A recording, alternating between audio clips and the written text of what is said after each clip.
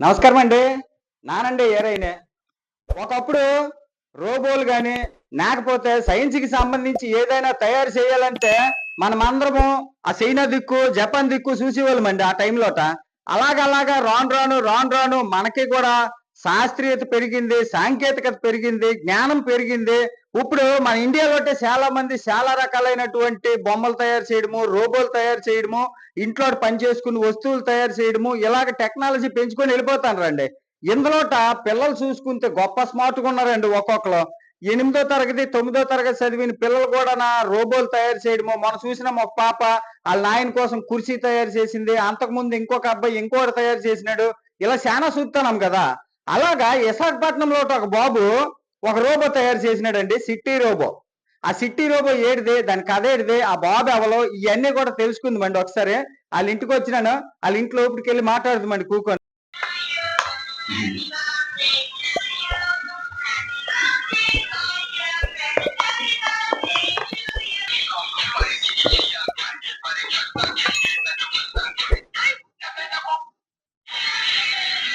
ఇదేటండి ఆ అబ్బాయి కాడికి వచ్చినాము. బాబు ఏం పేరు నీ పేరు? యోజిత్. యోజిత్ అంటాను ఆ అబ్బాయి పేరు. అయితే ఏ ఊరు ఏటి ఎంత చదువుతాండో ఇది ఎలా కనిపెట్టినాడు ఇవన్నీ కూడా కనుక్కుందామండి. బాబు యోజిత్, మీ అమ్మ నాయన ఏటి చేస్తుంటారు? మా అమ్మ హౌస్ వైఫ్, మా నాన్న మెకానిక్. మెకానిక్.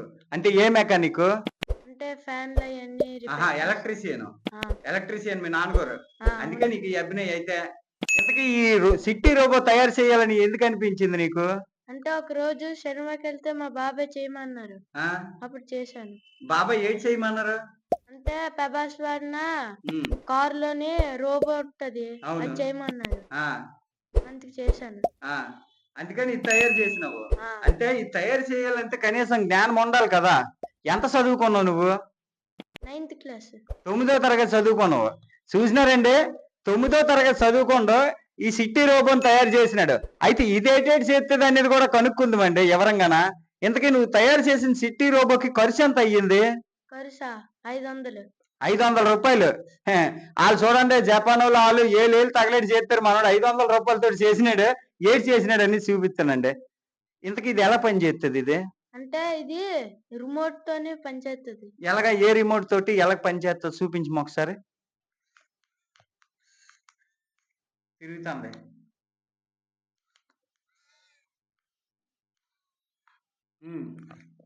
అని నాలుగు దిక్కులు తిరుగుతుంది అంతేనా? ఇంకా మాట్లాడడం కానీ పాటలు పాడటము అలాంటిది ఏటి చేస్తుందా? మాట్లాడుతుంది. మాట్లాడుతుందా? ఏదో ఒకసారి మాట్లాడించమే. మాట్లాడుతుందేటండి ఇది? హలో. అబ్బా అబ్బా, చూసినారా నా నేటంటే అది అదే అంటుంది. వాళ్ళు తయారు చేసిన బొమ్మనాగా జపాన్ బొమ్మలంతా చూడండి ఎలాగెలా తిరుగుతుంటాయి మెలికలు. అలాగే ఇది కూడా. నువ్వు నువ్వే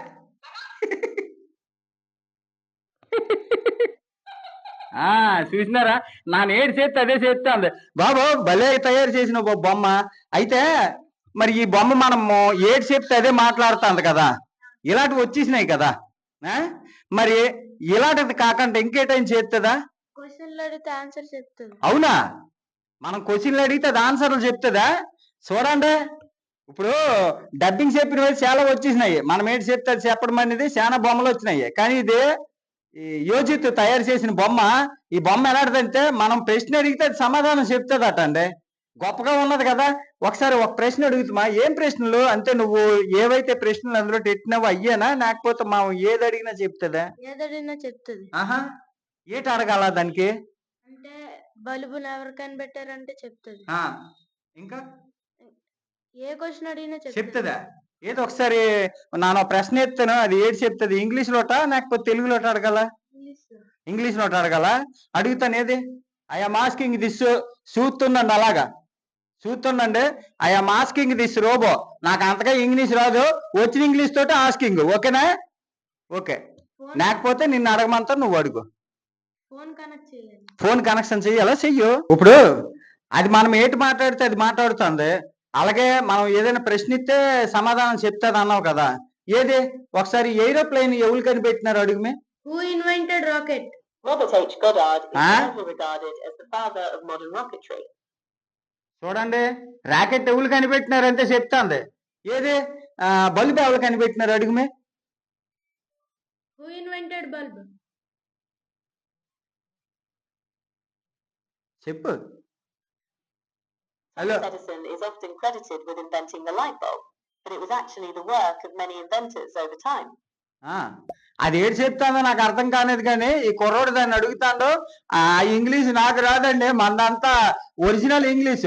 అందుకని ఐఎమ్ నాట్ ఆస్కింగ్ ఇమ్మో ఏంటే దట్ బాయ్ ఆస్కింగ్. అందుకే ఆ కుర్రోడు కొద్దిగా నా కుర్రోడు చెప్తాడు ఎవరు కనిపెట్టినారని చెప్పింది. థామస్ ఆల్వా ఎడిసన్ కనిపెట్టినాడని చెప్పింది. చూసినారా? ఇంకొకటి ఏదైనా అడుగుమే, ఇంకొకటి. అంటే ఇప్పుడు ఏంటి అడుగుతామా? భూమి వైశాల్యం ఎంత అడగగలవా? భూమి డిస్టెన్స్ ఎంత అనేది అడగగలవా? అడుగుమే చూద్దామా. చెప్పు, ఇలా ఎలా చెప్తే చూద్దామండి ఇప్పుడు. What is Earth distance? Hello. Earth distance can refer to a few different things, depending on the context. Here are the most common interpretations. 1. Earth's circumference. This refers to the distance around the Earth, like measuring the length of a circle. Around the equator, 24,901 miles, 40,075 kilometers. From Avuna. pole to pole, 24,860 miles, 40,008 kilometers. 2. Earth's diameter. చూడండి, The distance across the Earth, passing through its center. At the equator, 7,926 miles, అమ్మా 12,700 ఏ భూములు ఎంత ఉన్నాయో కూడా kilometers. From చెప్తాందండి. pole to pole, 7,900 miles, 12,712 kilometers. 3. Distance from the Sun. The Earth orbits the Sun at an average distance of 93 million miles, భలే కనిపెట్టిన 150 బాబు. million kilometers. This distance is also defined as 1 astronomical unit, AU. 4. Distance between 2 points on Earth. This refers to the distance between any two specific locations on the Earth's surface. This can vary greatly depending on the locations chosen. Which definition are you interested in?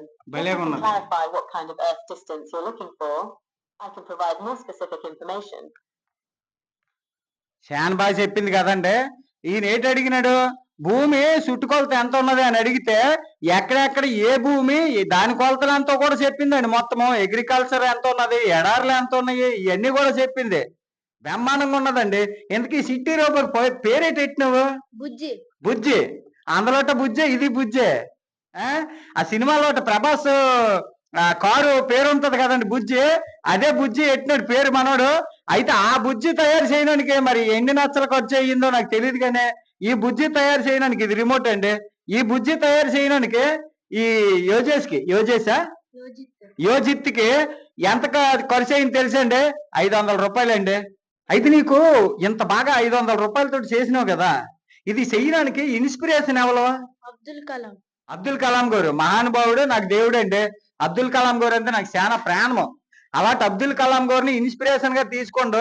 బాగున్నది. అబ్దుల్ కలాం గారిని inspiration గా తీసుకున్నావు, మంచి robo అయితే తయారు చేసినావు, చాలా సమాచారం కూడా ఇస్తాంది ఇది. మరి ఇది తయారు చేయడానికి నీకు బుద్ధి ఎలా పుట్టింది? ఎవరి వల్ల పుట్టింది? అంటే మా నాన్న చేస్తున్నప్పుడు నేను చూసాను సాల్డరింగ్ ఎలా చేయాలి, అలా చూసి చేశాను. అంటే మీ నాన్న ఎలక్ట్రీషియన్ కాబట్టి ఆయన సోల్డరింగ్లు అయ్యి చేస్తుంటారు. టీవీలు రేడియోలు అయితే బాగు చేస్తుంటారు మీ నాన్న. మరి మీ నాన్న సోల్డరింగ్లు చేస్తారు, లేకపోతే ఇంకొకటి చేస్తారు. నీకు మరి తయారు చేయాలని బుద్ధి ఎక్కడి నుంచి వచ్చింది? అంటే ఇరిపోయిన బొమ్మలు మా నాన్న సాల్డరింగ్ చేయడం చూసి నేర్చుకున్నాను. మళ్ళానా మా స్కూల్లో సైన్స్ టీచరు ఒక బొమ్మ చేశారు. ఇది చూసి నేను కూడా చేద్దాం అనుకున్నావు. అంటే చిన్నప్పుడు వాళ్ళ స్కూల్లో సైన్స్ టీచర్ కూడా చేసిన బొమ్మలు అవి చూసేవాడండి. అవి చూసి నేర్చుకోండు. ఇంకోటి ఏంటంటే వాళ్ళ నాయన గారి దగ్గర ఈ సోల్డరింగ్ రాడ్లు మిషన్లు అవి ఉంటాయి. వాళ్ళ నాన్న ఎలక్ట్రీషియన్ కదండి. అవన్నీ చూసి ఈ బొమ్మలన్నీ ఎడదీసి ఆ బొమ్మలాటితో తయారు చేస్తుండేవాడట.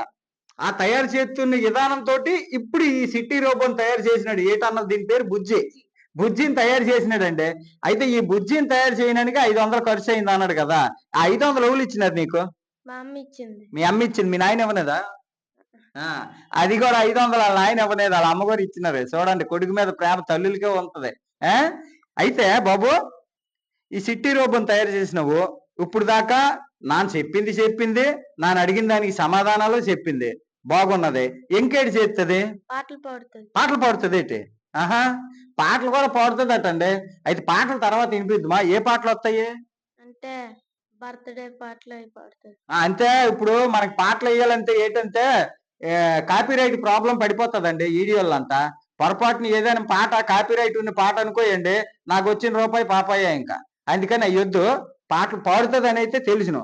ఆ? పాటలు పాడుతుంది, మనం అడిగిన దానికి సమాధానం చెప్తుంది, మనం ఏది చెప్తే తిరిగి అది చెప్తుంటది. ఈ మూడు చేస్తుంది. ఆ? అయితే నువ్వు పెద్ద అయితే ఏటవుదాం అనుకుంటున్నావు? పెద్దయ్యాక సైంటిస్ట్ అవుదాం అనుకుంటున్నా. సైంటిస్ట్ అవుదాం అనుకుంటున్నావు. అబ్దుల్ కలాం గారు అంత అవుదాం అనుకుంటున్నావా?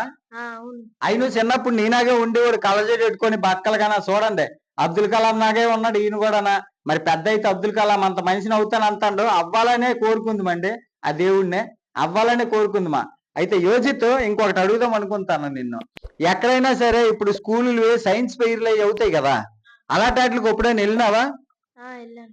ఎక్కడికి వెళ్ళినావు? మా స్కూల్లో సైన్స్ ఫేర్ పెట్టినప్పుడు వెళ్ళాను.